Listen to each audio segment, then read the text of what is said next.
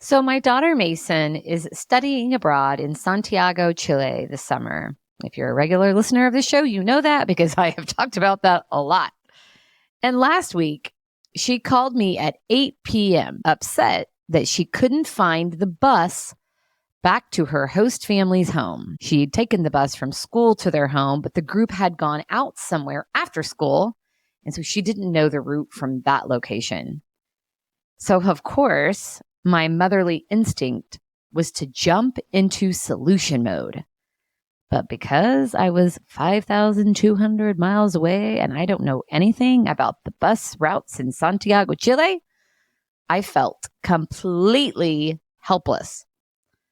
I hated knowing that she was scared and that there was absolutely nothing that I could do to make it better. She ended up connecting with a schoolmate and going back to her host family's home, so it all worked out. But it left me frustrated from feeling this helplessness that I'd felt. Novelist Mary Below writes that the suffering of a loved one is in many ways worse than one's own suffering because it leaves one feeling so very helpless.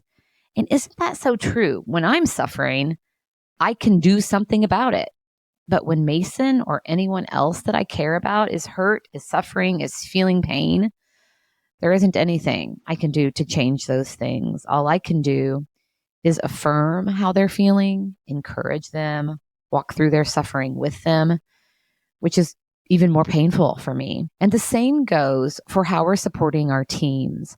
When team members are suffering, leaders best serve the situation by showing up with empathy, seeking to understand, and ensuring that our team members know that we're here for them.